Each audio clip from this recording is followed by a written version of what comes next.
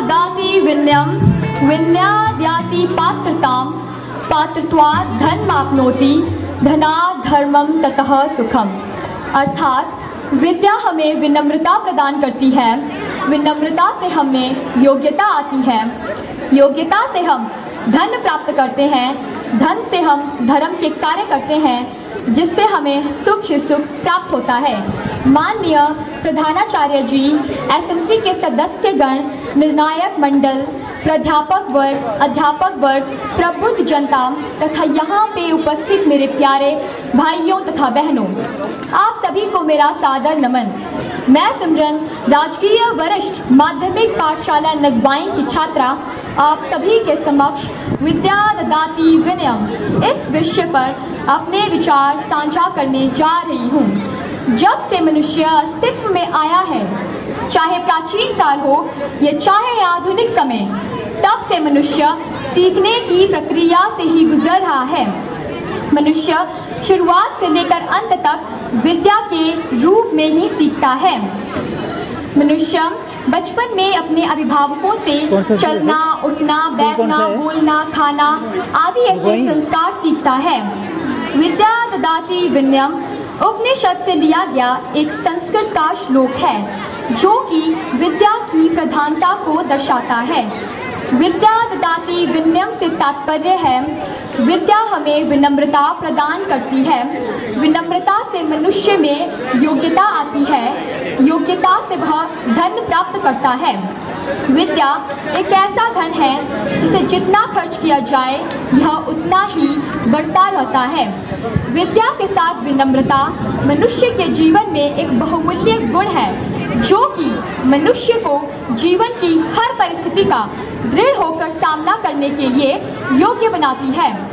नास्ति विद्या स्मो बंधु, नास्ति विद्या स्मो सुहृतः, नास्ति विद्या स्मम वित्तम, नास्ति विद्या स्मम सुखम।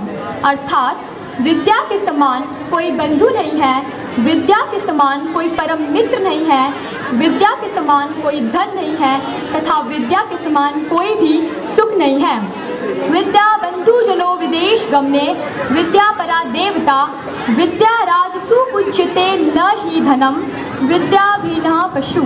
अर्थात विद्या विदेश में मनुष्य के भाई के समान है, विद्या परम देवता है, विद्या राजाओं के द्वारा पूजी जाती है, न ही धन, और विद्याहीन व्यक्ति तो पशु के समान है।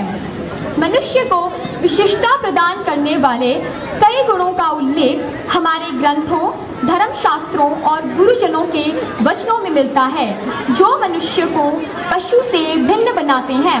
मनुष्य में परिपक्वता भी विद्या से ही आती है और विद्या से ही मनुष्य अपने जीवन में उन्नति करता है। मनुष्य का जीवन विद्या से ही सुख और शांति से व्यतीत होता है। विद्या का वास्तविक अर्थ सिर्फ किताबी ज्ञान का होना या साक्षर होना नहीं है, बल्कि विद्या का वास्तविक अर्थ तो अपने अंतर मन को उभारना तथा मन में विनम्रता के उद्भव से है।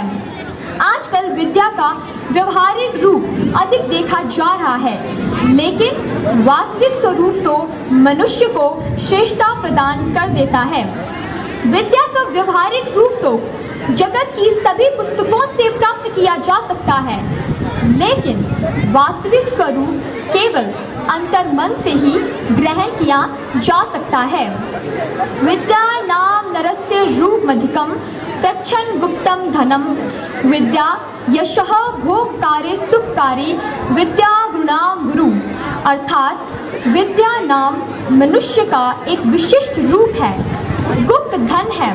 विद्या भोग देने वाली, यशदात्री तथा सुख देने वाली है। विद्या सभी गुरुओं की भी गुरु है।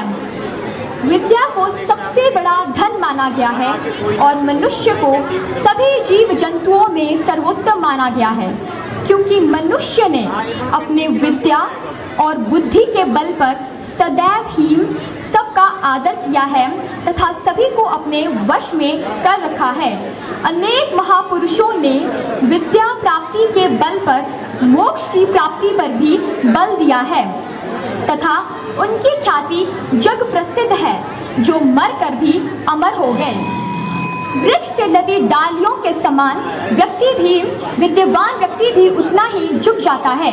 विद्यमान व्यक्ति भी सभी के साथ नरमी से पेश आता है, सबका आदर करता है और विद्यमान व्यक्ति भी विद्या से ही अपने जीवन को उन्नति एवं शांति से व्यतीत करता है। न चौर्हार्यम न च राजहार्यम न भ्रातृभाज्यम न च भारकारी व्यय कृते वर्धते एव नित्यम विद्याधनम सर्वधन प्रधानम। अर्थात विद्या रूपी धन को न ही चोरों के द्वारा चुराया जा सकता है, न ही इसे राजा के द्वारा छीना जा सकता है, न ही इसे भाइयों में बांटा जा सकता है, न ही यह भार को बढ़ाने वाली है, बल्कि इसे जितना खर्च किया जाए यह उतना ही बढ़ता रहता है। इसीलिए विद्या धन ही सभी धनों में से प्रधान धन है। तो इसी के साथ मैं अपनी वाणी को यहीं पर विराम देती हूँ। धन्यवाद। जय हिंद, जय भारत। विद्या धन को सभी धनों में प्रधान बताया इस विद्यालय की छात्रा सिमरन ने। अब मैं बुलाना चाहूंगी गवर्नमेंट सीनियर सेकेंडरी स्कूल बालू की छात्रा को। जीना है तो नशा भगाओ या तो मचेगा हाहाकार, जीना है तो नशा भगाओ या तो मचेगा हाहाकार। भारत में बढ़ते नशे के दुष्प्रभाव पर कुछ ऐसे हैं मेरे विचार, भारत में बढ़ते नशे के दुष्प्रभाव पर कुछ ऐसे हैं मेरे विचार। परम आदरणीय मुख्य अतिथि महोदय, निर्णायक मंडल के सदस्य, भिन्न भिन्न पाठशालाओं से आए हुए टीम प्रभारी व प्रतियोगी साथियों तथा यहाँ पर उपस्थित प्रबुद्ध जनता, मैं राजकीय उत्कृष्ट विद्यालय बालू की छात्रा आज यहाँ आपके समक्ष भारत में बढ़ते नशे के दुष्प्रभाव नामक विषय पर अपने विचार प्रस्तुत करने जा रही हूँ। उम्मीद करती हूँ कि आप सभी ध्यान पूर्वक सुनेंगे और जो नशे के कारण जीवन पथ से भटक चुके हैं वे वापस पटरी पर लौट आएंगे। साथियों, हमारे जीवन से बढ़कर कोई भी चीज मूल्यवान नहीं है, लेकिन आज की युवा पीढ़ी इसी मूल्यवान जीवन के नाश में तुला हुआ है। नशा आज न केवल व्यक्ति एवं व्यक्ति परिवार की समस्या है, बल्कि यह पूरे देश और विश्व की समस्या बन चुकी है, क्योंकि आज पूरे विश्व भर के लोग इस समस्या से जूझ रहे हैं। इस समस्या के समाधान हेतु सरकार के द्वारा जितनी भी कोशिशें की जा रही हैं, उनके कोई सकारात्मक परिणाम नजर नहीं आ रहे हैं, बल्कि यह समस्या और विशाल रूप धारण करती जा रही है। इस पर मुझे ये शब्द याद आ रहे हैं, मर्ज बढ़ता गया ज्यों ज्यों दवा की, मर्ज बढ़ता गया ज्यों ज्यों दवा की। नशे में बनने के कारण आज की युवा पीढ़ी अपने जीवन का मकसद ही भूल चुकी है। जिस युवा पीढ़ी से हमें देश के विकास में योगदान की उम्मीद होती है, वह नशे की राह पर चलकर अपना भविष्य अंधकार में डाल रही है, जिससे मेरे दिमाग में युवा भारत की तस्वीर युवा नशेड़ी भारत के रूप में प्रदर्शित हो रही है। इस पर मैं ये पंक्तियां अवश्य कहना चाहूंगी। खोकर जवानी नशे में बुढ़ापे में कहाँ जाओगे, खोकर जवानी नशे में बुढ़ापे में कहाँ जाओगे, नरक भोगोगे यहीं कीड़े मकोड़ों की तरह मौत पाओगे, नरक भोगोगे यहीं कीड़े मकोड़ों की तरह मौत पाओगे। नशा एक दीमक की तरह है जो इंसान को पूरी तरह से खोखला कर देता है। नशीले पदार्थों का सेवन करने से व्यक्ति अपनी संवेदनशीलता और स्मृति दोनों खो देता है। उसे होश नहीं रहता कि वह क्या कर रहा है, कई बार वह गलत कार्य भी कर जाता है।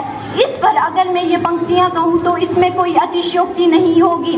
नशा जो करता इंसान बन जाता वो हैवान, नशा जो करता इंसान बन जाता वो हैवान।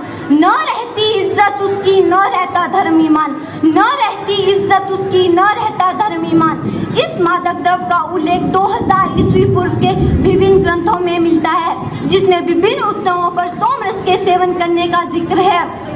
हम इस सोमरस से नशे को एक नया रूप मिला है, जिससे आज यह भांग, गांजा, चरस, हीरोइन, चिट्टे आदि के रूप में हमारे सामने या चोरी छिपे बाजार में धड़ल्ले से बिक रहा है और इसकी दुकानें 24 घंटे मुर्दे की आंख की भांति खुली रहती है। सोमरस से जन्म था हुआ अब किन नामों से मैं तुझे पुकारूं, सोमरस से जन्म था हुआ अब किन नामों से मैं तुझे पुकारूं। हर रूप की मौत निराली अब कैसे भूतिए तेरा उतारूं, हर रूप की मौत निराली अब कैसे भूतिए तेरा उतारूं। भारत में युवाओं की जनसंख्या अन्य किसी देश से अधिक है, लेकिन आज युवा नशे में पड़ने के कारण अपने जीवन का मकसद ही भूल चुका है। जिस युवा पीढ़ी से हमें देश के विकास में योगदान की उम्मीद होती है, वह नशे की राह पर चलकर अपना भविष्य अंधकार में डाल रहा है। इस पर मैं ये पंक्तियां अवश्य कहना चाहूंगी। नशे की यहाँ विभूतियां महान, फिर दूजे को क्या बांटे ज्ञान। नशे की यहाँ विभूतियां महान, फिर दूजे को क्या बांटे ज्ञान। संभल जा मेरे युवा साथी, तभी दुनिया से मिलेगा मान सम्मान। संभल जा मेरे युवा साथी, तभी दुनिया से मिलेगा मान सम्मान। नशा करने वाले व्यक्तियों से अगर हम नशा करने का कारण पूछे तो कुछ कहते हैं कि हम खुशी मनाने के लिए नशे का सेवन करते हैं, तो कुछ कहते हैं कि हम गम भुलाने के लिए नशे का सेवन करते हैं। तो उनसे मैं अवश्य पूछना चाहती हूँ, अगर नशे से ही मिट जाते सारे गम तो दुनिया में कोई गमगीन ना होता। अगर नशे से ही मिट जाते सारे गम तो दुनिया में कोई गमगीन ना होता। ऐ नशे से खुशियाँ मनाने वालों, क्या बिना नशे वालों का जीवन हसीन ना होता। नशे से खुशियां मनाने वालों, क्या बिना नशे वालों का जीवन हसीन नहीं होता। अपने नशे को सही ठहराने के लिए कुछ लोग कहते हैं कि नशा तो देवताओं ने भी किया था और चरस को तो नशेड़ी शिवजी भगवान का भोग मान कर लेते हैं। तो ऐसे इन बुद्धिजीवियों से मैं ये अवश्य कहना चाहती हूँ कि क्या आपको ये भी मालूम है कि जब भगवान शिव ने नशे का सेवन किया था तो उसकी गर्मी उतारने के लिए ही उन्होंने भांग का सेवन किया था। इसे कहते हैं अल्प ज्ञान जीवन शमशान, अल्प ज्ञान जीवन शमशान। अगर हम आज के आधुनिक युग में नशे के दुष्प्रभाव की बात करें तो इससे पाषाण से मजबूत परिवार भी विघटित हो रहे हैं।